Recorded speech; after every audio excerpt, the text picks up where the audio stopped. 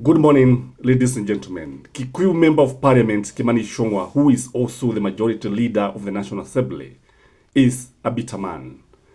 Any chance he gets to attack Rigathi Gachagua, he does not actually waste the opportunity. Of late, we have been looking at Kimani Ichungwa, and you have been listening to him, and you can see the pain that is coming deep inside from his blood. We have been looking at Kimani Ichungwa, and the tone of his language when he's talking about one term, when he's talking about Rigathi Gachagua, the pain is palpable. You can feel the pain. You can see the pain. I've always said that when somebody is speaking, you need to look at the body language. You need to listen to the tone. That is where the message is. The message is not in the wording. If you ask any communication expert, he'll tell you that non-verbal communication is where the meaning of the message is. So when you look at Kimani Ichungwa, you see an angry man. When you see Kimani Ichungwa, you see a man who is facing a nightmare. Kimani Ichungwa cannot even take the empowerment program in his constituency. But when he is outside his constituency, that is when he attacks Rigathi Gachagua. That is when he attacks the opposition. That is when he spews all the vitriol that he is able to do. But this is one man who cannot go to his constituency and talk the way he has been talking of late. You remember, he refers to Gachagua as a dark man with a dark heart. He refers to Rigathi Gachagua as Mkabila. He refers to Rigathi Gachagua as a tribalist. But he does not attack William Samuel Ruto for actually appointing tribesmen in various parastatals, in various parts of the government. He only attacked Rigathi Gachagua. But when you look at him, he is also a tribalist. When you look at him, he's one person who is actually spreading what I would call hate speech. That is the truth of the matter. But because some animals are more equal than the others, he can be able to say whatever he wants without actually caring. And he went low yesterday when he started attacking Pastor Dorcas and started referring to her as immoral, somebody who is sleeping with bishops. And this is very, very bad if you ask me. Because Kimani Ichungwa, looking at him, would not expect him to talk the way he has been talking. I want you to watch Kimani Ichungwa here. I want you to watch his eyes, watch his shoulders, listen to his tone, look at the way he's jumping, look at the way he is showing the pain. Then you understand what I mean. That this is one person who is feeling the pain because he knows that he cannot win a re-election. The pain because he knows he has only 2 years to, unless he is nominated by William Samuel Ruto, the minority party, because ODM is likely, and ODM and UD are likely to be the minority party, and the UD is likely to nominate Kimani Ichungwa. I don't know, but I want you to watch here before we continue. Mutanikubalia tuongoze maombi ya kuombea Senator Seki?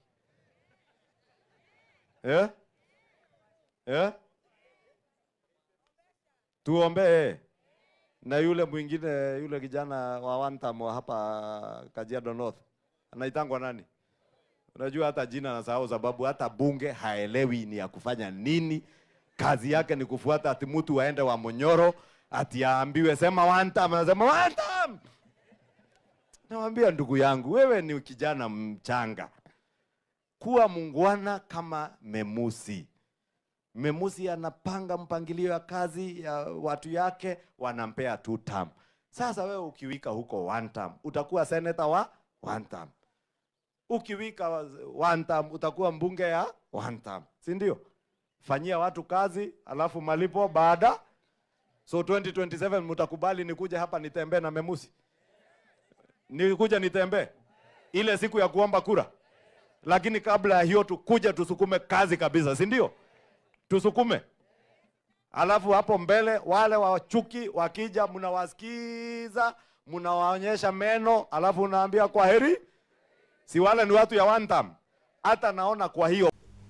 Then Rigathi Gachagua has continued with his onslaught against William Samoei Ruto's government in the diaspora. He's still in USA, specifically Boston. And Mudavadi actually was trying to attack Rigathi Gachagua because of meeting his kingsmen. And this is significant politically speaking because the pain of one term is actually hitting like a thunderbolt. And what we are seeing here is that although Mudavadi and others are accusing Rigathi Gachagua wakimuita mkabila, the truth of the matter is that when you look at parastotals, you realize that majority of them are occupied. The senior positions are given to members of one community. We don't need to mention the community here because it is known.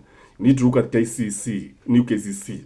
Look at who is who. You need also to look at the ministers, especially the lucrative positions. Look at the CSs in various ministries and also principal secretaries. Then when you talk about tribalism and its ugly face, then you agree with me that you are not being honest. And Rigathi Gachagua responded, and as a wordsmith, he did not miss his words. And you should not be shy of your tribe. You should be very, very proud of your community, of your heritage. And you have Gachagua said he has no apologies to anybody. And we should be very, very proud of our culture. Watch Rigathi Gachagua here, responding to Musalia Mudavadi. As I came here, they are all in panic. I had Musalia accusing me that I have exported tribalism to America. Because I'm simply talking to my people. One, whom do they want me to talk to? Siye akuja ongea na watu yao. Let the pilipili usiois ila inakuasha nini? You know? If I come to Ngemi and we are dancing with our children, you know? Traditionally, as the leader of the community, all the women who are of marriage age are my wives. So if I come, I dance with my wives. Shida yako ni nini? Ni nini inakusumbua? Wewe kwenda tafuta bibi yako ucheze na yeye.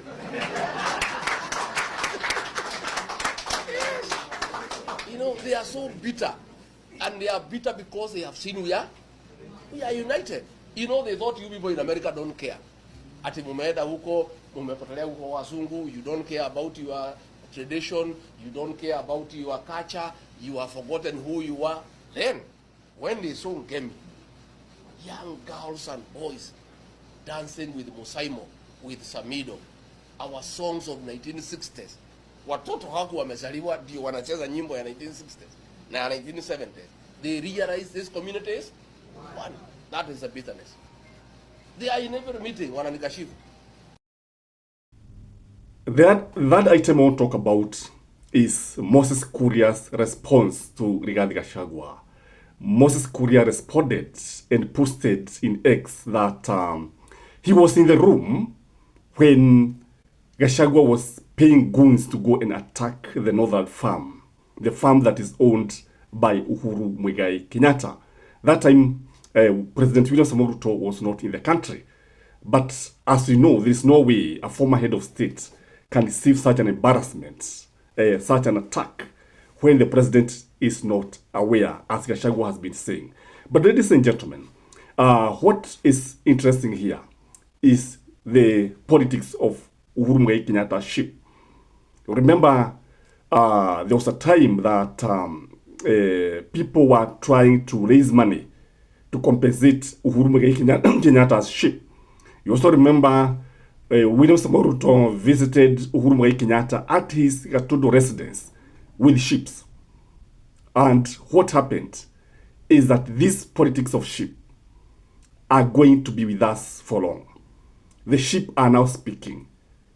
And one thing that is very, very clear, in the Kikuyu traditional society, sheep have a special place. They're usually used in ceremonies. And usually, even in the past, they would be used in to offer sacrifices. But now, what is happening is that Moses Kuria is now actually spilling the bean. And everybody is now asking, they can be able to see the dirty politics that have always been played by this government since it came to power. And when you look at it, you agree with me that since the goat or since the sheep was stolen from the northern farm in Ruiru, this government has never actually enjoyed peace. The government has always been in problem. It is like, it is a curse by Uhuru sheep. It is like this ship had issues. I also remember there was a time that there was a narrative that those who had stolen the ship had actually volunteered to return the ship. So this idea of actually committing crime, and because the funny thing is that since that crime was committed, we have never seen those goons being arrested. And you remember very well that their photographs and videos were visible all over, and it could be seen carrying a very fattened sheep on their shoulders, on their head, and actually loading them on the boot of their vehicles. And that fire that was burning Ruto was the lowest that this country could go. So since that fire came, you agree with me that the government of William Samoei Ruto has also been consumed by fire. Fire of the Gen Z, fire of the agri electorate, people who have always been restless. And William Samoei Ruto need to actually come up with a way that he's going to reconcile with this, with Uhuru Muigai Kenyatta. Because when you look at Rigathi Gachagua take each and every opportunity to apologize to Uhuru Muigai Kenyatta. But you remember, somebody like Moses Kuria has never apologized to Uhuru Muigai Kenyatta, nor to Mama Ngina Kenyatta. You remember when he was saying that he was going to pee outside Mama Ngina's Gatodo home. And this one is an abomination, if you ask me. And the fact that when you look at Moses Kuria was, and Uhuru Muigai Kenyatta comes from Gatodo South. They come from the same constituency. And he was supposed actually to stand with Uhuru Muigai Kenyatta. But as fate would have it, look at Moses Kuria today. He doesn't know, he doesn't differentiate Moses and Harun. And he's all over aimlessly, not knowing what to do. Ladies and gentlemen, that is my Sunday take. I'm going to give another video around 4 p.m. and it's going to be very, very explosive. Have a blessed Sunday. Till next time, this is Gashi Skyman.